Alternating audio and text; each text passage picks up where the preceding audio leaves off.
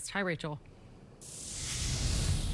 Hi, Sam. Hi, John. Good afternoon to you both. And police tell us at this hour they officially have one man in custody. They believe, as you said, this was completely random, that a woman in her 70s was walking down the street when a man suddenly stabbed her and took off. It happened right here at Olympic and Hope Street in downtown LA. You can see that police have recently cleared the area, but they were out here for many hours ever since this happened around 10:15 this morning. And we talked to a couple of people who go to school in this area and were understandably alarmed. Listen. I wouldn't expect them to have a stabbing in their life. Like, I always chill at this park, nothing ever happens, and that's the first time I've ever seen something like that. You know, it's an older woman from what we heard. We don't got a description, you know, or anything like that. It's sad, you know, just to take advantage of somebody like that. I mean, I want to go get him myself, honestly. Police say the suspect is unhoused and he probably did not know his victim. An LAPD lieutenant describes how a nurse practitioner who was in the right place at the right time came to this woman's rescue. Female that was a physician's assistant that was applying pressure to the victim's neck, which we believe assisted in saving the victim's life as she was transported. Suspect, she was walking northbound on Hope. Suspect was walking southbound past her, did a quick turn, ran up out of the camera's view, appears to stab her at least one time. It comes back in the camera's view and then runs eastbound from the location. And the victim is in critical condition right now. We know one man is in custody. We don't know his name or if any charges have officially been filed. We'll keep you posted, Sam and John, if and when we learn more. That's the very latest in downtown LA. I'm Rachel Menitoff. I'll send it back to you in the studio. Okay, Rachel, thank you. And let's check in with Olga Espina, who's got a first look at your forecast. Yes, hi. And a little bit starting to develop with those cool temperatures and those cloudy skies. So let's get straight to our radar. And we're going to continue to see some light showers moving across Southern California really through the evening into the overnight hours. Mostly light. We'll see a few spots of some more moderate rain. But all this is going to be beneficial rain. It's going to move through very quickly. As we wake up morning, most of us will be dry, so we'll still see it in the overnight hours. But as far as some snow levels are going to remain high. Not seeing any impacts with that. But tomorrow, as you wake up, again, mostly dry. We could still get a few stray showers here and there, but overall, it's going to be a mostly dry day, but still with cool temperatures. Burbank, you're going to be dropping down into the 60s as you head in later night, so seeing some rain, mostly light rain, with highs tomorrow afternoon in the 60s and 70s. So it is going to be another cool one tomorrow. It's going to be a cool one on Thursday. Then by the weekend, temperatures are rising. I'll let you know when we get back into the 80s coming up in just a few minutes. 2 people were killed and several injured, including 2 teenagers after a crash in Anaheim. Police say it happened after it ran a red light. KTLA Orange County Bureau Chief Chip Yost has more from Anaheim. Hello there. We've just learned some information. One of the victims in this case. If you see all these folks behind me, a lot of loved ones of this man just showed up here to the scene. This is Alberto Viveros.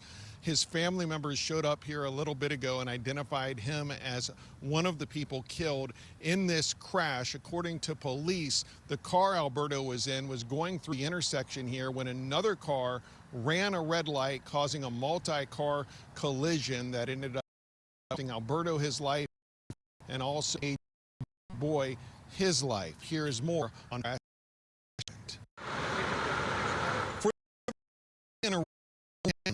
running from is suspected of causing a fatal crash.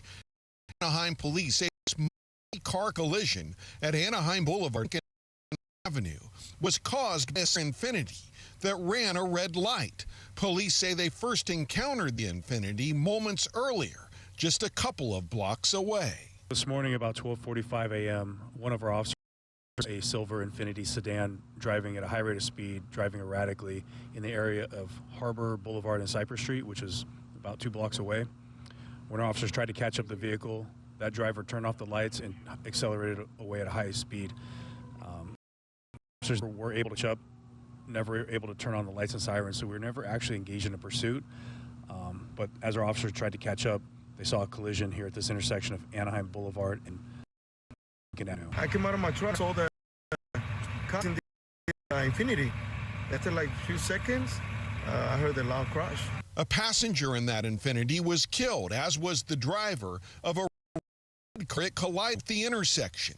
There were also multiple injuries, including to 2 teenage girls who were in the back seat of that Infinity that police say ran the red light. The crash comes a day after this crash in San Clemente, where the driver of a U-Haul van, who was allegedly fleeing sheriff's deputies, crashed into a Mazda SUV, killing a woman and injuring others. Now, Alberto was in that red car as a teenage boy who was killed. We're told he's a juvenile. He was in the passenger seat of that Infinity. As for the driver of that Infinity and whether or not he'll face charges, we still don't know. That's because the driver was also seriously injured, and police say they don't know if he's going to survive. We're told the driver was a 19-year-old man. For now, reporting here in Anaheim, I'm Chip Yost, KTLA 5 News. California has long celebrated March 31st as Cesar Chavez Day, but with recent sex abuse allegations against the late labor leader coming to light, today known as Farm Workers Day. KTLA's Lindsay Pena is live in Hollywood with more on what this change means to people. Hi, Lindsay. Yeah, Sam and John, the day might be different, a different name, but the holiday remains the same. A time to honor the people, both past and present, who work in California. Last 5 years, March has been a state holiday here in California, named after Latino leader Chavez. But after recent allegations surfaced about Chavez sexually abusing women and young girls, there was a swift movement to change the holiday, ending L in his name. It's 37, no 0 to the bill. State leaders voting to rename it Workers' Day in honor of the people the movement fought for. Here in Southern California, LA County and city leaders doing the same, as well as supporting efforts to remove Chavez's name from parks, schools, and streets. You can't forget